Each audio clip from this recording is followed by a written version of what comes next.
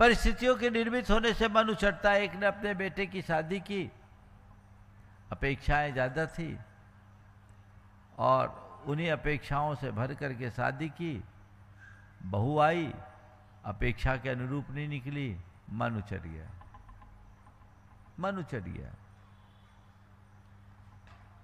Retirement हुआ,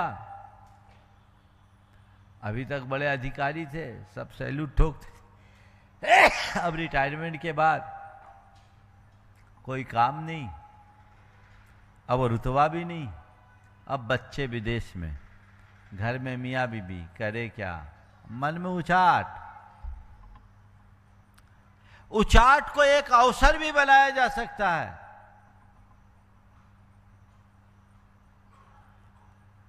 तो उचाट हमारे जीवन का अभिशाप भी बनता है।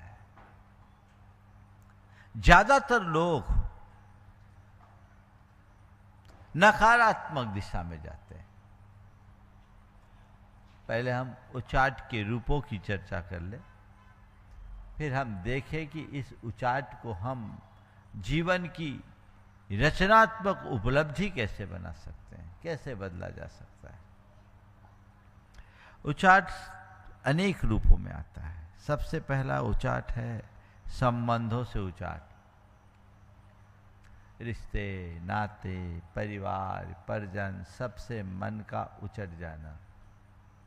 किसी से कोई मतलब नहीं, अपने कमरे में सीमित रहना, अपने काम से काम ले रखना, न किसी से बोलना, न चालना, न पूछना, न सुख दुख से कोई मतलब रखना, एक साथ रहना पर एक दूसरे से दूरी बना के रहना। होता है? कोई मतलब नहीं, जितना काम है सो कर लिया, सो कर लिया। इससे क्या होता है? अपनों ही के बीच, अपनों के बीच में ही एक अदृश्य सी दीवार खड़ी हो जाती है। दिखती नहीं पर गैप है। अब परिवार के 4 सदस्य, चारों का आपस में कोई लगाव जुड़ाव नहीं है, तो बताओ परिवार का कोई मतलब, वहाँ कोई संवाद बचेगा, कोई कम्युनिकेशन होगा? और जहाँ संवाद नहीं वहाँ प्रेम और सद्भाव के फूल खिलेंगे क्या? और जहाँ प्रेम नहीं, आत्मीयता नहीं, सद्भावना नहीं, वहाँ क्या जीवन में कोई रस होगा? कतई नहीं। इन सब के अभाव में व्यक्ति का जीवन और अधिक शुष्क बन जाता है, अंदर से दुखी होता है। ये उचाट का एक रूप है। दूसरा रूप है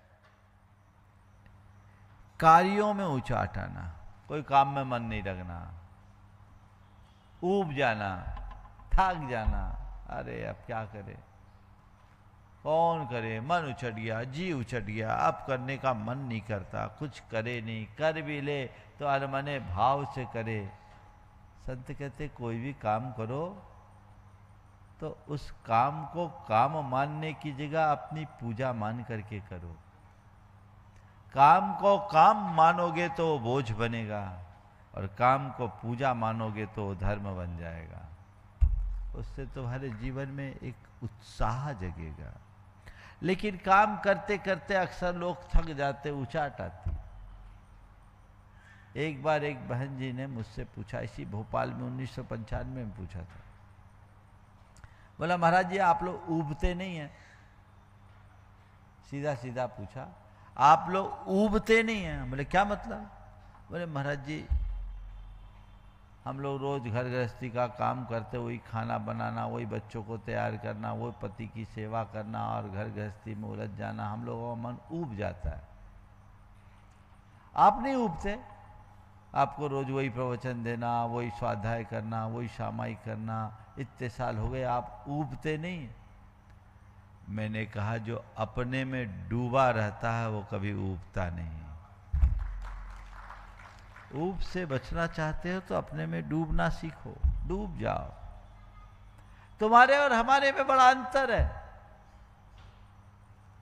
तुम्हारे रोजमर्रा के काम को तुम बोझ समझते हो और हम अपने कर्म को अपनी पूजा मानते हैं। दृष्टिकोण का अंतर है।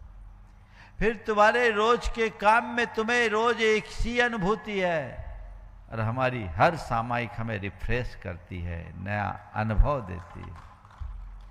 जहां नव्यता होती है वहां भव्यता अपने आप सज जाती है, रुचि प्रकट होती है, आगे बढ़ने का भाव बनता है, और वह उचाट की जगह उत्प्रेरणा का रूप धारण करती है। उचाट की जगह उत्प्रेरणा, जिन चीजों से उचाट आए वहीं उत्प्रेरणा भी जग सकती है, जो जीवन के व्यापक परिवर्तन का आधार बन सकता है। तो काम में उचाट आजकल ज्यादातर लोगों का है, ये हाल है, काम करने का कोई जी नहीं, उचाट। कई बार एक ही चीज जीवन में, एक सी चीज चलते रही, एक सी चीज चलते रहे तो फिर जीवन का आनंद खत्म सा हो जाता है, मन उचट जाता है। एक रास्ता क्या है, कुछ नया है ही नहीं।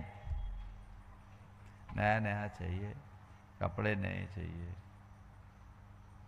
जूते चप्पल नए चाहिए, गैजेट्स नए चाहिए, चश्मा नया चाहिए, घर नया चाहिए, गाड़ी नया चाहिए, एक ही एक, क्या खाना भी वही, भले वो कितना अच्छा हो, कितना ही स्वादिष्ट है, ये क्या रोज रोज एक ही सब्जी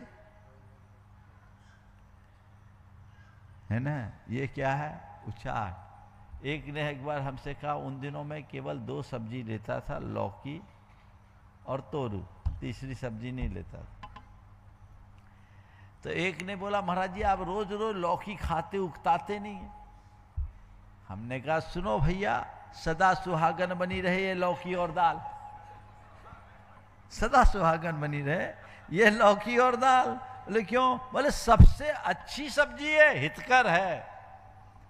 तुम स्वाद के लिए खाते हो तो खाते खाते तुम्हारा मन उकताता है, हम साधना के लिए खाते हैं तो खाने का भी रस आता है।